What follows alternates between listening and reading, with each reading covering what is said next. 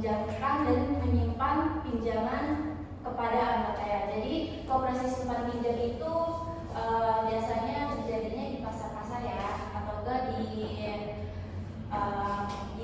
di luar-luar kayak penyimpanan peminjaman. Oke, kita masuk ke materi minggu ini ya, dengan materi konsep ilmu ekonomi.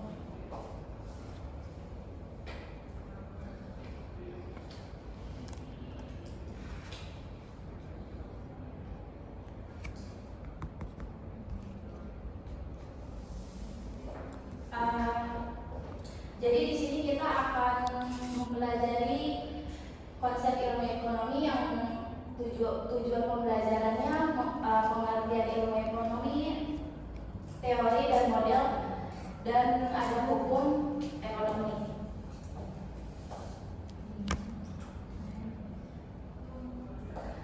Di sini ada yang tahu nggak ekonomi itu apa?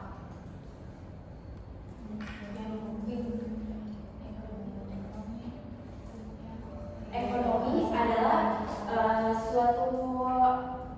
ekonomi berasal dari bahasa Yunani yang artinya oikonomia. Oikos berarti rumah tangga, sedangkan nomos berarti aturan. Oikonomia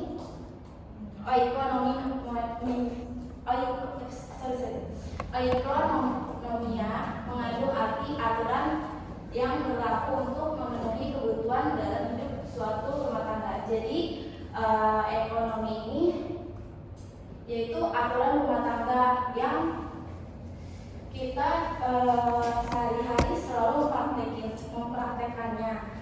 Jadi ekonomi itu selalu kita gunakan dalam kehidupan sehari-hari, kayak misalkan kita belanja ke pasar, nah kita mempraktekkan ekonomi kan. Terus juga ekonomi itu punya aturannya itu dalam rumah tangga dia mempunyai aturannya, yaitu aturan rumah tangga. Di sini juga ada teori dan model ekonomi. Dijelaskan teori dan model ekonomi adalah sekumpul pernyataan tentang sebab dan akibat. Maksudnya arti dari sebab akibat itu apa? Misalkan kayak kenaikan harga, penurunan harga, itu di situ selalu dijelaskan dari teori dan model ekonomi.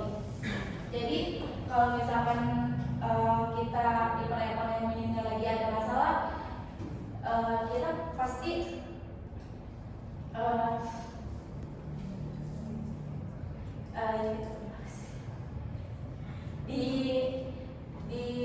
di teori dan model ekonomi ini selalu kita pasti dijelaskan tentang peristiwa-peristiwa atau kayak kita menganalisis fenomena di perekonomian, dan ada presentasi sederhana dari dunia nyata yang digunakan untuk menjelaskan, menganalisis dan memprediksi fenomena ekonomi. Jadi sudah dijelaskan ya, jadi teori dan model ekonomi ini untuk menganalisis fenomena atau menjelaskan peristiwa-peristiwa yang ada dalam masalah ekonomi. Misalkan kayak yang tadi disebutin, perekonomian kita kenaikan harga, gitu, atau penurunan harga, atau ada perubahan dalam perekonomian. Di sini ada teori dan modelnya. Dan di sini juga ada skala grafik ekonomi, yaitu pasar output, yaitu rumah tangga, pasar input adalah perusahaan.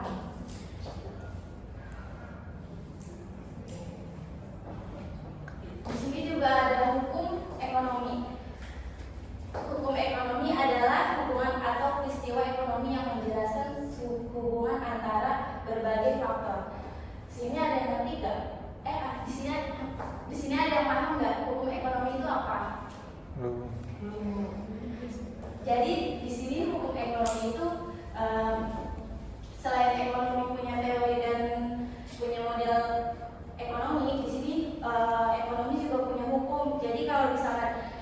hukumnya kalau perubahan harga atau kenaikan harga, di situ ada hukumnya kayak hukum penawaran, hukum permintaan, dan keseimbangan pasar.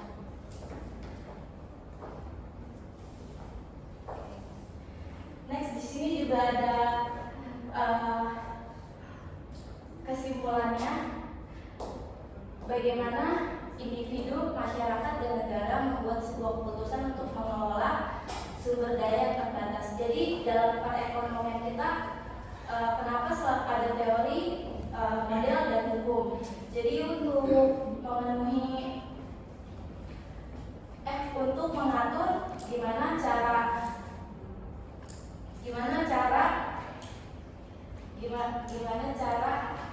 kita mengelola ekonomi kita yang terbatas untuk kebutuhan kita yang tidak terbatas.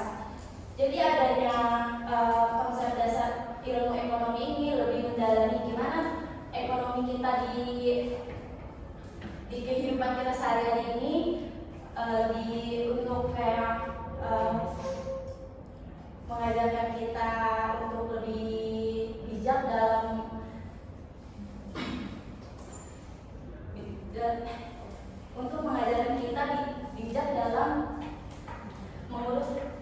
mengelola perekonomian. Terus juga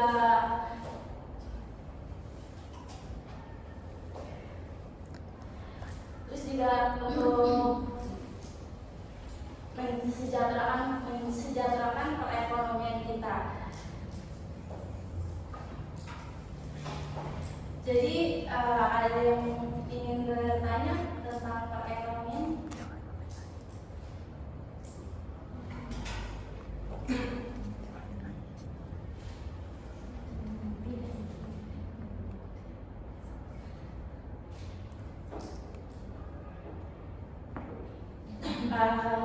Di sini masih ada yang belum paham tentang perekonomian? Oke, baik. Di sini Ibu ada diskusi untuk kalian, tugas kelompok untuk kalian berdiskusi. Ibu minta untuk kalian berdiskusi sama teman-temannya. Baik. Boleh duduknya untuk kelompok dulu.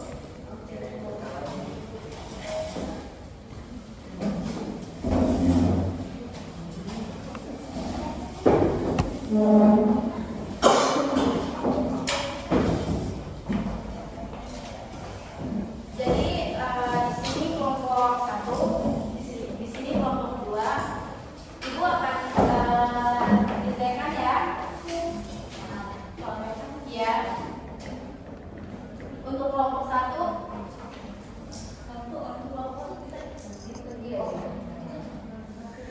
mencari masalah apa saja yang terjadi pada perekonomian kita. Terus untuk kelompok 2, mencari solusi untuk keterbatasan perekonomian kita mencari solusi untuk keterbatasan ekonomi memenuhi kebutuhan kita yang tidak terbatas.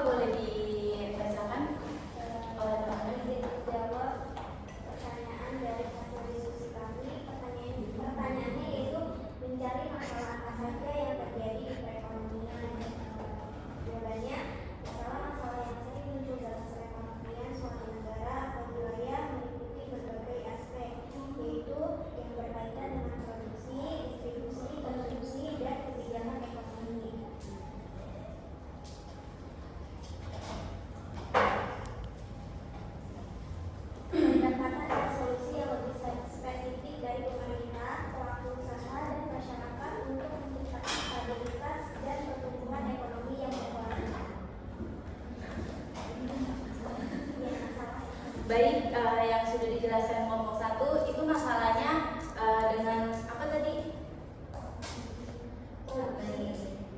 Dengan produksi, masalahnya pasti ekonomi kita selalu mengalami masalah dalam pengelolaan produksinya ya, terus juga distribusinya. Oke, baik, terima kasih kelompok 1. Kelompok 2 ya, ingin menjawab pertanyaan dari Ibu tentang bagaimana solusi untuk mengatasi keterbatasan ekonomi yang memenuhi kebutuhan manusia yang tidak terbatas. Itu hasil diskusi kelompok 2 itu dengan mengalokasikan sumber daya yang terbatas untuk kebutuhan manusia yang tidak terbatas. Maksudnya seperti lebih efisien dalam pengelolaan sumber daya, kemudian dalam pendidikan dan pengembangan sumber daya manusia, serta untuk meningkatkan kesadaran konsumsi bijak dan sebagainya, Bu. Oke, baik, terima kasih kelompok 2. Jadi cara solusinya kita lebih mengefisien untuk sumber daya yang tidak terbatas ini. Oke, terima kasih kelompok 2. Cukup sekian